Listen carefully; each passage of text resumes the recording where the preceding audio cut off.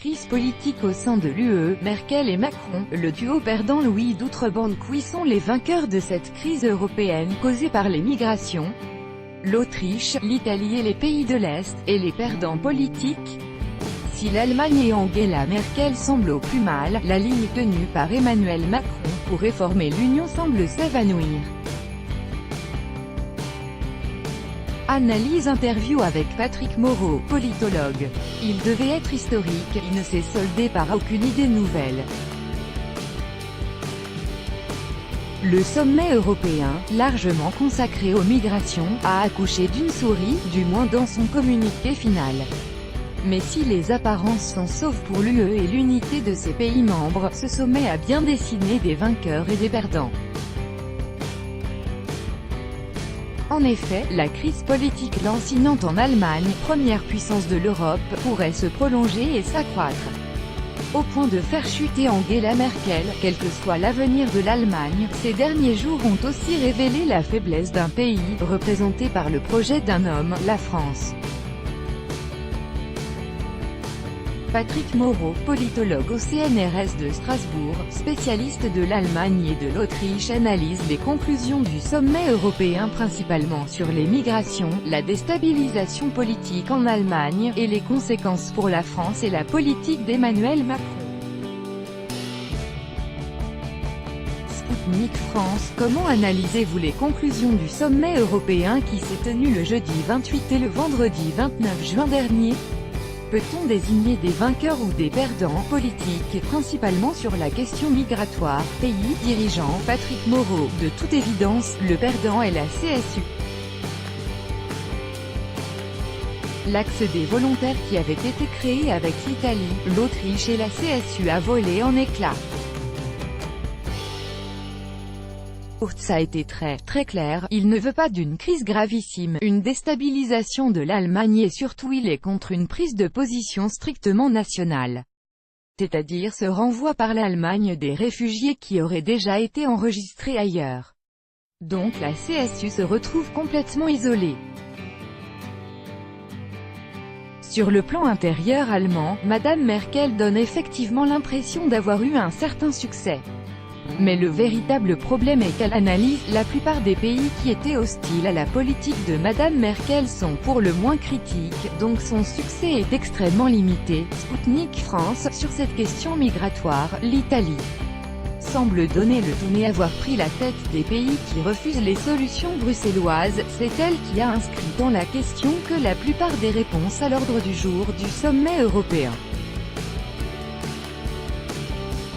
Les rapports de force ont-ils radicalement évolué au sein de l'UE? Patrick Moreau, oui et non.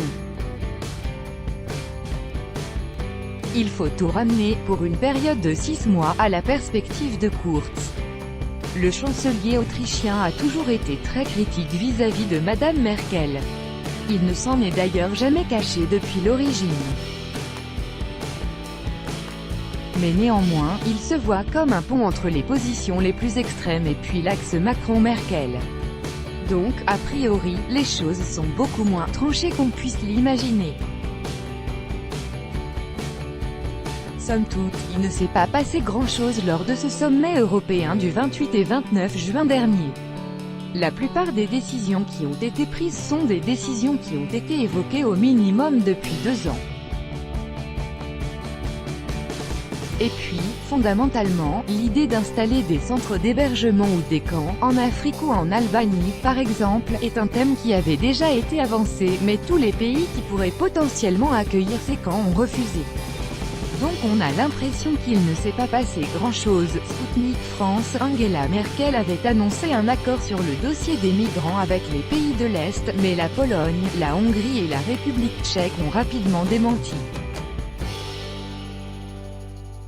Un mensonge qui fait suite à celui d'Emmanuel Macron sur les centres d'accueil pour migrants dans les pays de première entrée, affirmation démentie par G. Comte, qui a indiqué que Macron était fatigué. Ces deux démentis à la suite signent-ils la rupture entre le couple franco-allemand et le reste de l'Europe? Patrick Moreau, non, parce que le reste de l'Europe ne peut pas se permettre de rompre avec le couple franco-allemand. Le véritable problème est que le couple franco-allemand lui-même est une illusion d'optique. Fondamentalement, Macron a parfaitement compris que Madame Merkel était sa principale alliée en Europe.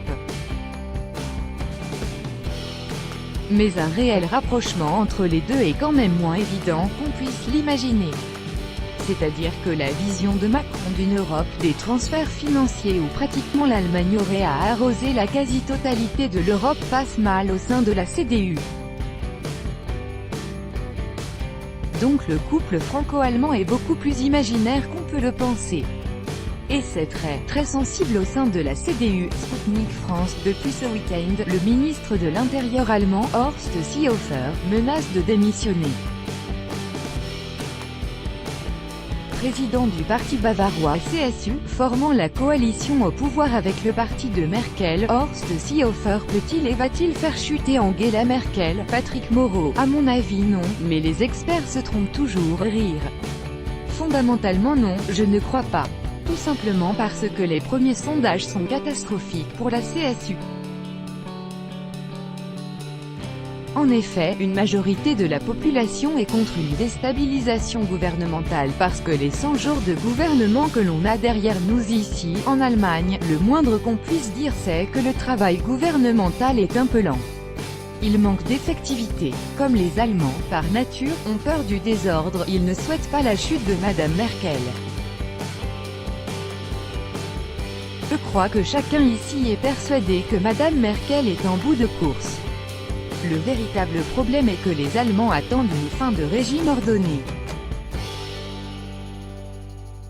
Or, l'offensive de Seehofer est un désordre. Sputnik France. Quelles seront les conséquences pour Emmanuel Macron? Si depuis son élection, il se positionne comme le leader de l'UE, cette crise politique allemande peut-elle être une bonne nouvelle pour asseoir ses positions? Ou au contraire, son sort est-il en quelque sorte lié à celui d'Angela Merkel? Patrick Moreau. Ni l'un, ni l'autre. Le couple Macron-Merkel est né de la nécessité, aussi bien pour l'un que pour l'autre, de mettre en place une politique sur le long terme en Europe. Le véritable problème, c'est que Macron est très isolé. Parce que ce n'est pas seulement les pays du groupe de Visegrad qui sont contre. C'est aussi la Slovénie et tous les pays nordiques, la Finlande, le Danemark, la Hollande, etc. Tous les pays européens sont d'accord pour protéger les frontières extérieures pour la question de l'immigration. Et la grande vision de Macron, d'une Europe unie avec un ministre des Finances qui gérerait les finances européennes, et puis une centralité très forte, d'une espèce de super gouvernement européen. En définitive, pas grand monde ne souhaite ce genre de choses, ou peut-être le Luxembourg.